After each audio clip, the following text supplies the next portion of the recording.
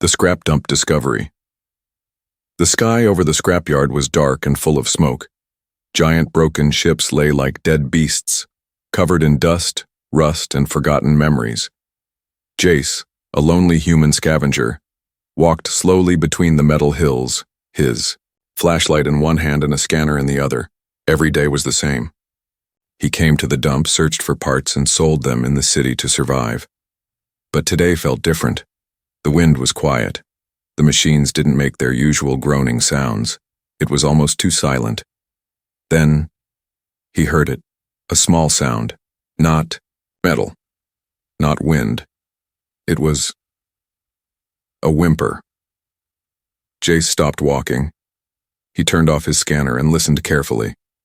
The sound came again, a soft, weak cry, like a hurt animal or a child in pain. He stepped closer to a pile of scrap and moved aside a few broken panels. The cry grew louder. His heart beat faster. What was that? He pulled away a cracked engine block, and beneath it, something moved. It wasn't a thing. It was a person, a small alien girl, maybe a teenager. Her skin was pale blue and full of dirt. Her thin arms shook. Her eyes were wide with fear. She looked up at him, lips dry, unable to speak. She was wearing torn clothes, barely more than rags. Her legs were bleeding. One foot was badly bruised. It was clear she hadn't eaten for days. Someone had thrown her here like trash. Jace stared at her, frozen. What kind of monster would dump a living person in a place like this? He knelt slowly, showing his empty hands. Hey, it's okay. I won't hurt you. The girl blinked. Her lips moved, but no sound came out. Jace looked around. No one was nearby. No guards, no drones. Whoever left her here didn't want her to be found. I'm going to lift you out, he said softly. She didn't move. He reached under her carefully and lifted her in his arms. She was light, too light for someone her age. As he carried her, her head dropped on his shoulder. She didn't even resist. He took her to his old hover truck and laid her down in the back. He wrapped her in a blanket he usually used for tools. Then he drove home fast. Jace's home was a small, messy workshop on the edge of the junk sector. He lived alone. No family, no friends, only machines. He placed the alien girl on his only couch. Her skin was cold. He turned on the heater and brought a bowl of hot water to clean her wounds. She winced when he touched her leg but didn't pull away. He cleaned the cuts and wrapped them. He gave her water. She drank it slowly, shaking hands, gripping the cup. When he brought her food, she stared at it for a long time. It's safe, he said. Eat. She finally took a bite, and then didn't stop. She ate like someone who hadn't eaten in a week. Jace watched her silently. Questions filled his mind. Who was she? Why was she left in the scrap dump? What happened to her? Later, when she was sleeping on the couch, he connected a translator band to her wrist. It could read simple thoughts and help her speak if she couldn't use her voice. The translator blinked green. It was working. Jace sat near her and said, "Do you have a name?" The screen on her wrist lit up. "I don't know." Jace frowned. "Memory loss?"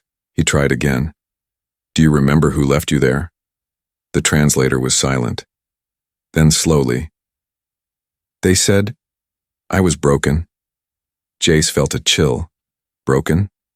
Like a machine? She wasn't a machine, she was alive, and someone had treated her like trash. "You're not broken," he said firmly. "You're just hurt." The girl turned her face away, but he noticed her hand gripped the blanket tightly. Maybe his words meant something to her. That night, Jace stayed up fixing a damaged drone, but his eyes kept drifting to the girl sleeping on his couch. She looked peaceful now, safe, but her face showed pain even in rest. And then, just before midnight, she suddenly sat up and screamed, her voice full of terror. Her hands covered her ears and she shouted something in a strange ancient alien language. Jace rushed to her side. She stopped screaming the moment she saw him, her eyes wide, tears rolling down her cheeks. He pressed the translator. The message, she screamed, came through. They will come for me. Burn everything. Kill the one who saved me. Jace froze. What had he just brought into his home, and why? Did he suddenly feel the whole galaxy had just shifted? Teaching her to be alive again? The alien girl didn't sleep again after that nightmare. Not really. She would close her eyes, but her body stayed stiff.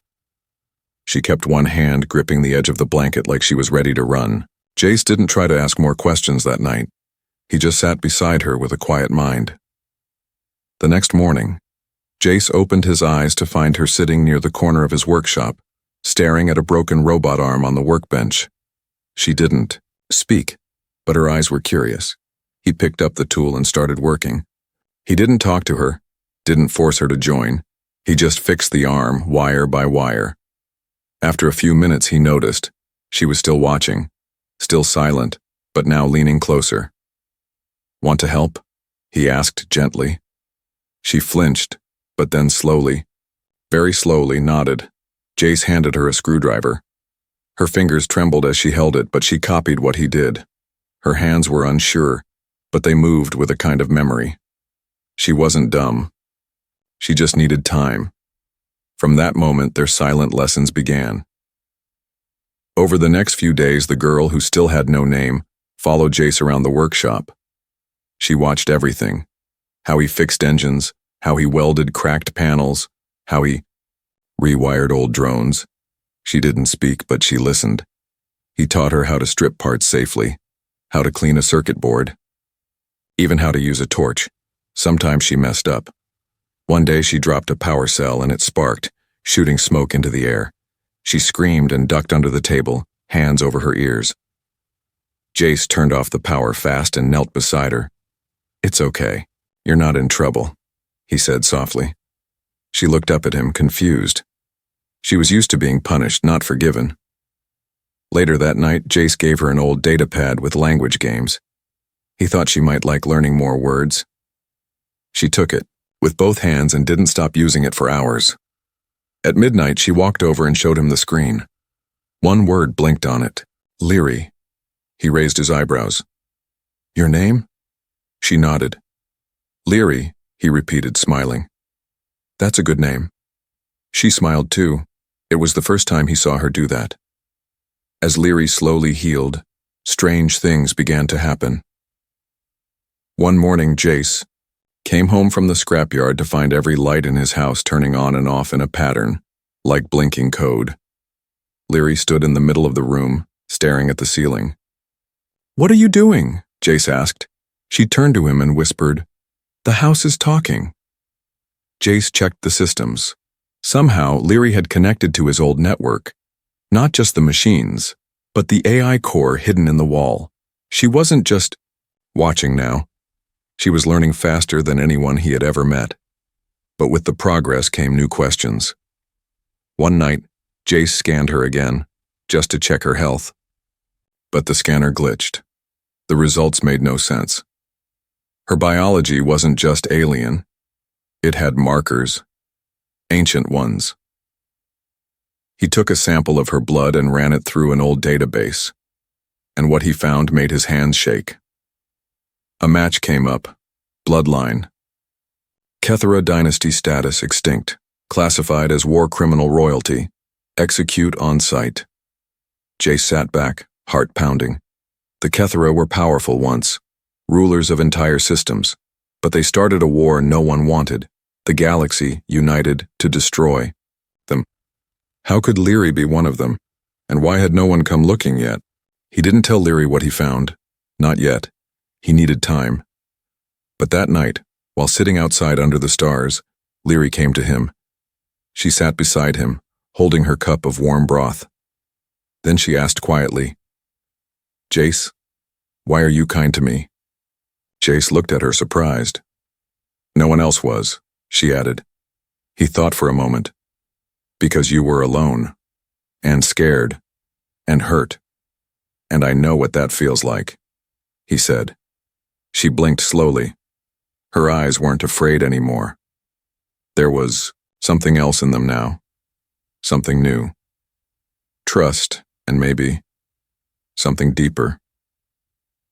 But deep in the city, inside a dusty station far from the junk sectors, a scanner beeped. A signal had been detected. The symbol of the Kethera. A bounty hunter opened his eyes and grinned. They missed one. The mark on her back, the storm outside had come without warning. Lightning lit up the sky and heavy rain crashed on the metal roof of Jace's workshop. Inside, it was dark except for the soft glow of tools and monitors. Leary stood in front of a cracked mirror staring at her reflection. Her hands shook. Behind her, Jace was busy fixing a power relay. But something about the storm made Leary feel strange. Her heart was racing. Her back itched like fire under her skin. She pulled up her shirt slightly and saw it again. The mark, a glowing symbol, like a royal crest, hidden just under her shoulder blade. Lines curved in a sharp, elegant pattern. It pulsed faintly with light, as if alive. Leary didn't understand it, but her bones remembered. She pulled her shirt down quickly. She had to hide it. Later that night, while she was sleeping on the couch, Jace noticed the symbol by accident. He had come to cover her with a blanket. The storm had knocked out the heater and the room was cold. As he pulled the blanket up, the back of her shirt slipped. And there it was. His eyes widened. He knew that shape. Jace backed away slowly and opened his old database again. He typed in a search, heart pounding. The symbol matched the one he found earlier in the blood scan. Kethera Royal Emblem, Forbidden Crest, Extinct Dynasty Punishment if found. Death without trial. Jace leaned back in the chair, stunned. She's royalty? But why would royalty be left in a dump? The next day, Jace acted normal. He didn't say anything about the mark. He wanted to protect her, but the truth was heavy. And the more time he spent with Leary, the more he noticed something else.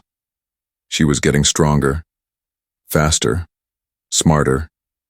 She didn't just learn repairs, she improved them. She reprogrammed an old welding drone to fly and fetch tools on command. She fixed Jace's damaged AI core without even reading a manual. But one thing never changed, her fear of being touched, except by him, only Jace. That evening, Leary worked on a damaged solar chip while Jace watched her from behind. He finally spoke. Leary, do you know anything about the mark on your back? She froze. The tool in her hand slipped. She didn't turn around. Her voice was low. It burns sometimes. I don't know why it's there. Jace stood slowly. I saw it. It's a royal symbol. One that was banned long ago. Leary turned now, her eyes full of fear. I didn't ask to be born with it. Please, don't make me leave. Jace stepped forward. I'm not sending you away. Her eyes watered. She bit her lip. They said I was dangerous, that I would grow up and destroy things. Do you believe that? She looked down. I don't know. Jace reached out and touched her shoulder. You haven't destroyed anything, you've only helped. You saved me more than once already. Leary looked up. Her eyes met his. That strange warmth between them flickered again. But far away in a hidden control room, a signal had been triggered. That symbol, the forbidden one. A tracker embedded deep inside Leary's body had been activated during the storm. The lightning had awakened it. Now, it was broadcasting. A tall figure with 4 glowing eyes stared at the signal's location. Target located, he growled.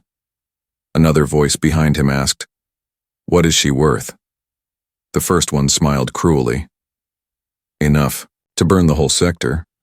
Back in the workshop, Jace was trying to make sense of everything. If they're coming for you, then we need to be ready, he said. Leary sat beside him, hands curled into fists. I don't want to run forever. You won't. I'll protect you. She looked at him. Truly looked. No one had ever said that to her before. And now, Her heartbeat changed. There was a name once whispered in her dreams, someone meant to protect the royal bloodline. She didn't understand why, but when she looked at Jace, she felt that name waking up inside her. Guardian. The capture and the escape. They came at dawn. The sky was still dim, the air heavy after the storm. Jace was in the kitchen making synth coffee. Leary was in the back room working on a broken drone. Everything felt calm until the glass shattered. A flash grenade rolled across the floor. Jace barely had time to shout, "Leary, run!" Boom. Blinding light. Deafening sound. The walls shook. 3 black-armored bounty hunters stormed in. Their helmets glowed red, guns raised, laser nets fired. Jace dove over the table, pulling Leary, down just in time. But the hunters were fast. Too fast. Target identified. Royal signature confirmed. One of them barked in a robotic voice. Leary's eyes widened in horror. She recognized that voice. It was him, the same bounty hunter who dragged her from her home all those years ago, the one who dumped her in the scrapyard. Now he was back. Jace fought with everything he had. He wasn't a soldier, but he was smart. He grabbed a plasma wrench and swung at one of the attackers. It hit the helmet hard enough to crack the visor. The hunter stumbled back. Leary tried to use her tech tools to blind their helmets, disrupting vision. But one hunter caught her by the arm and pulled her close. "This time there's no escape, princess." Jace screamed her name, but it was too late. A stun blast hit him in the chest. He collapsed. Leary was dragged into a black hovercraft and gone. When Jace woke up, everything was broken. Smoke filled the room. His chest burned. His limbs were heavy, but he didn't care. Leary was gone. He crawled to the workbench and pressed the emergency tracker she installed on all his drones, without him even asking. Smart girl. He found the signal. She was moving, east toward the border slums. They were taking her to be sold. Jace's eyes turned cold. "No one takes her," he whispered. He rode his old hover bike like a comet through the back alleys of the city. Speed boosters screamed. Sparks flew off the sides as he dodged patrols and vendor carts. His hands shook, but not from fear, from fury. He arrived at an old warehouse, abandoned to most, but famous in the underground. It was where stolen goods, black market tech, and living beings were sold in secret. He crashed through the gate with his bike. Guards shouted. Lasers flew past him. Jace ducked, jumped, and rolled into the main room. And there she was, Leary, in chains, on a stage, a mask over her mouth, eyes wide with terror. The auction had started. The room was full of the worst aliens Jace had ever seen. Rich collectors, slave traders, mercenaries. Bids were already rising. 10,000 credits for the royal blood. She'll fetch twice. That in the core systems. Keep her sedated. She has power. Jace didn't wait. He threw a flash bomb made from scrap parts and broken lights. The room exploded in brightness. While everyone covered their eyes, Jace ran. He climbed the stage and shot the lock with a plasma cutter. Leary fell forward. He caught her. "I told you I'd protect you." Her eyes welled up. He pulled the mask off her face. "You came for me," she whispered. "Always." But behind them the bounty hunter roared. You filthy human." Jace turned around, holding Leary close. "I'm just a junk man," he said. "But she's not junk." The bounty hunter charged, but something happened. Leary stood up, her hands glowing, eyes filled with blue fire. She spoke a single word in the ancient Kethera language, and everything stopped. Time slowed. Energy burst from her body. The bounty hunter froze mid-step, then was flung across the room, smashing through the wall like a rag doll. Silence. Everyone stared. She had power. Real power. Leary looked at her own hands, shocked. She didn't even know she could do that. Jace placed a hand on her shoulder. "Let's go." She nodded. They ran from the warehouse. Alarms rang behind them, but this time they weren't just running, they were fighting back. Back in the workshop that night, Leary sat beside the heater. Her face was calm, but her hands were still shaking. Jace came over and sat beside her. "You're safe now," he said. She looked at him. No, I'm not, but I feel safe with you. Then she did something unexpected. She rested her head on his shoulder and whispered, You didn't just fix machines, you fixed me. Why did you save me? The stars were silent that night. Jace sat alone on the rooftop of his workshop, staring up at the night sky. Smoke still curled from the damaged corners of his home. The battle from earlier had left burns across the floor and walls, but that wasn't what was bothering him. It was the way Leary had looked at him after she unleashed that power, like even she was afraid of herself. He didn't know how to fix something like that. Not with tools, not with wires. Downstairs, Leary stood in front of the broken mirror again. She had cleaned her face, put on new clothes. She looked stronger now, but she didn't feel that way inside. Her mind was full of noise, memories, voices, names she didn't know. And one question she couldn't push away. Why had Jace saved her? She wasn't normal. She wasn't even safe. She could burn everything down. And yet, he stayed.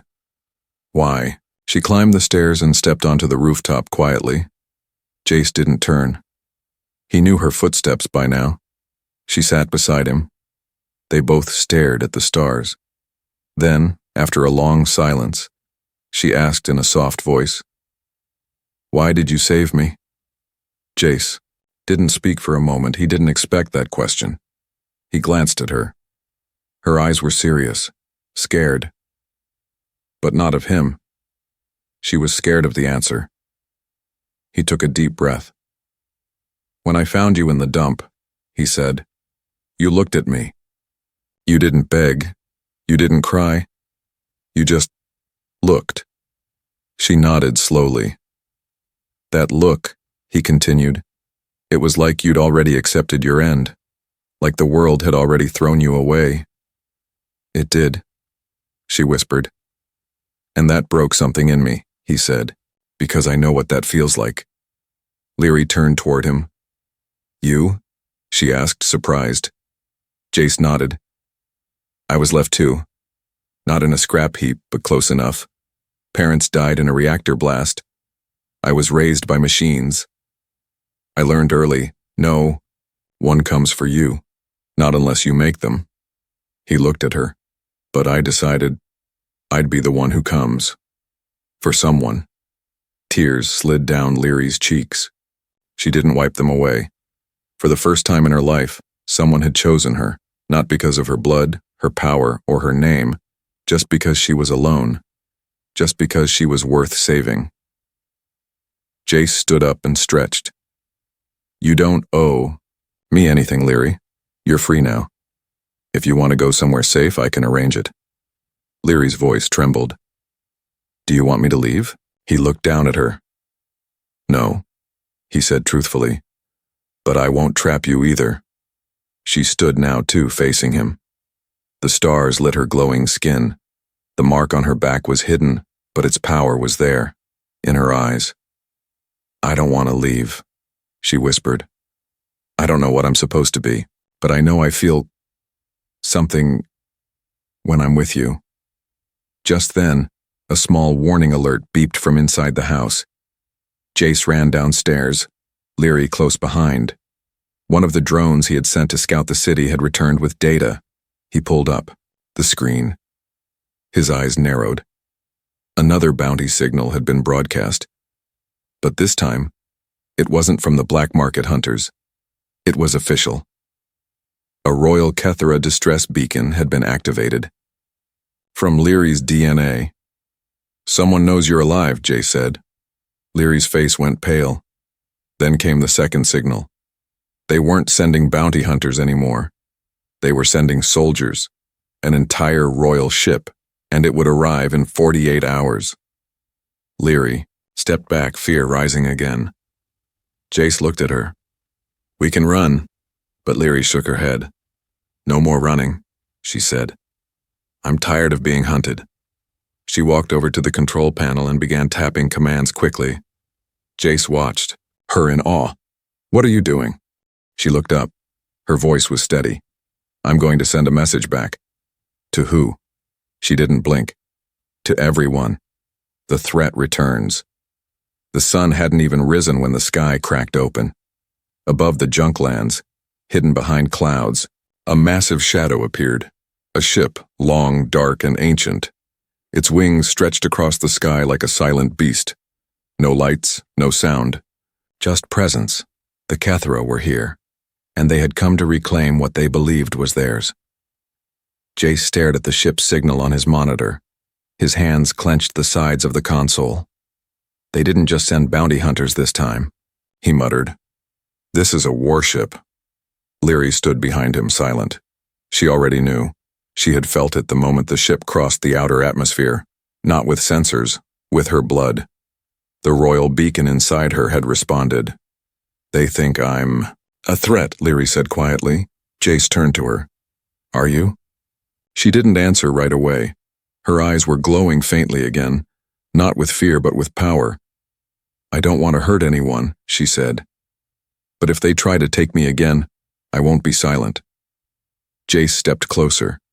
We won't. Let them. Over the next hours they prepared. Jace unlocked old weapons he'd hidden long ago. Lasers, turrets, EMP mines. He reactivated broken drones and turned them into watchguards. Leary did more than help. She improved everything. She fused a plasma core with an old defense grid. She programmed drones to think faster, shoot smarter, move quicker. And she created a shield, one that bent light around the house like a cloak. Jace watched her with quiet awe. She wasn't the same frightened girl from the scrap dump anymore. She was something more. That night, as the storm gathered again, they stood side by side on the rooftop. Jace handed her a small earpiece. You ready? Leary nodded, but before they went inside, she placed a hand on his chest. I want you to know, if I don't make it. Jace stopped her with a look. We both make it, or neither of us does. She smiled, sad and strong. Just after midnight, the attack came. The royal ship fired warning blasts. Drones dropped from the sky like black insects, hundreds of them, scanning for Leary's DNA signature. Jace's traps triggered. Explosions lit the edges of the junkyard. The battle had begun. Inside the workshop, Jace worked the defense panel. We've got at least 4 squads moving on us from the east. Leary closed her eyes. She could feel them, through the energy, in the air. Let them come, she said. She stepped outside, alone. The first squad of soldiers found her near the junk gates. They wore royal Kethra armor, smooth, black, silent. They raised their guns. Leary raised her hand.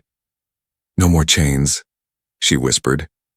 The air around her cracked like glass. Blue energy spread from her palms like wings. The ground trembled. Lights flickered. And then, boom. A wave of energy threw. The soldiers back like dolls. Their weapons melted in their hands. Their helmets shattered. Jace, watching through the drone feed, whispered, She's not a girl. She's a storm. But not all enemies were machines. A second force dropped in from the ship. This one was different. At its head walked a tall alien woman, dressed in dark gold robes. Her face was marked with the same crest Leary had on her. Back, she was older and crueler. Return to us, child, she said to Leary.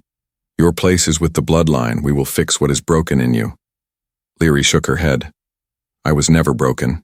You're dangerous, wild, half-bred, and worst of all, you've bonded with a human. Leary's heart jumped.